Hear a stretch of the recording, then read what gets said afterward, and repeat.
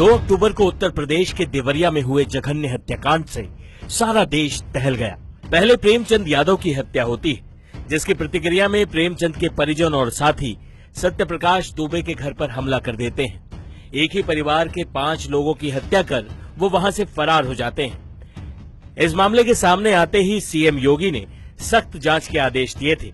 देवरिया के 15 अधिकारियों को निलंबित भी कर दिया गया है। लेकिन अब इस कहानी में एक नया मोड़ आ गया है।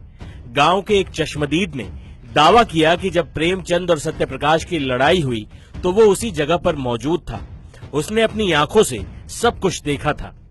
गांव के ही इस चश्मदीद ने पहचान न जाहिर करने की शर्त पर बताया, मैंने देखा कि प्रेमचंद यादव ने सत्यप्रकाश से कहा, पंडित जी मुकदमा लड़ने से कोई फायदा नहीं है, या कई पीढ़ी तक चलेगा। आपको रुपए की जरूरत है, हम रुपया दे देंगे आपको, आप कर्ज चुका दीजिए, सुलह कर लीजिए। इतना सुनते ही सत्यप्रकाश ने प्रेमचंद को थप्पड़ मार दिया।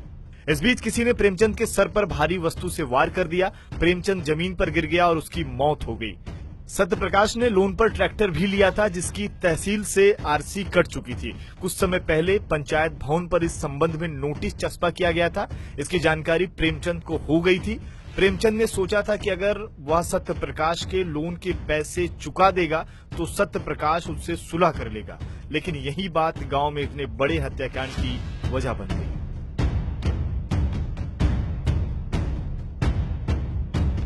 बता दें कि इस पूरे विवाद के पीछे 10 बीघे जमीन को लेकर चल रही लड़ाई जिम्मेदार थी।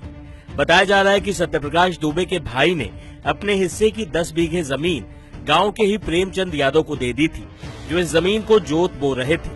सत्यप्रकाश दुबे के ये भाई प्रेमचंद यादव के यहाँ ही रहते थे। सत्यप्रकाश का आरोप था कि उनके कथित मंदबुद्धि भाई को बहलाकर प्रेमचंद यादव ने जमीन हड़प ली। इसी जमीन को लेकर दोनों पक्षों में विवाद चल रहा था। मामला कोर्ट में भी था। अक्सर प्रेमचंद यादव और सत्यप्रकाश दुबे के बीच कहासुनी होती रहती थी।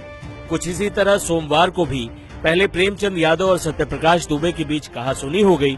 इसके कुछ समय बाद प्रेमचंद की लाश मिली। आरोप ये लगा कि सत्यप्रकाश दुबे ने पीट पीट कर प्रेमचंद यादव की हत्या कर दी है। ये देखकर प्रेमचंद यादव के परिजनों का गुस्सा भड़का और 20 से 25 हथियारबंद लोग लेहड़ा टोला में दाखिल हुए। उन्होंने सत्यप्रकाश दुबे और उनके परिवार के 5 लोगों की हत्या कर दी।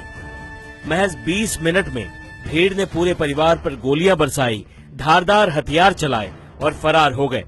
इस हमले में सत्यप्रकाश दुबे, उनकी पत्नी, 2 बेटियां और एक बेटे की मौत हो गई। परिवार का छोटा लड़का अनमोल गंभीर रूप से घायल है, जिसका इलाज बीआरडी मेडिकल कॉलेज गोरखपुर में चल रहा है। सीएम योगी घायल अनमोल से मिलने भी पहुंचे थे। जाते जाते अपने माँ बाप, 2 बहनों और एक भाई की चिता को मुखाग्नि देने वाले परिवार के बड़े बेटे देवेश की बात सुनिए, जो उस रोज सिर्फ इसलिए बच गया क्योंकि वो घटना वाले दिन भागवत कथा कराने दूसरे गांव गया हुआ था। जन्मदिन तक बोला भैया कि मेरे पास कुछ नहीं है, तो बोले कि ठीक है, तुम्हारे चलते मैं कथा में जा रहा हूँ, जो भी मिलेगा तुम्हारा जो भी खुशियाँ तुम अपने लिए कर लेना। तो हमारा तुम्हारा जो परिवार चला गया, लेकिन उनका परिवार नहीं बचना चाहिए। क्या चाहते हो सरकार से? क्या मांग? सरकार से यही निवेदन है कि उनको, उनके पूरे खानदान वालों को पूरी फांसी की सजा मिलनी चाहिए।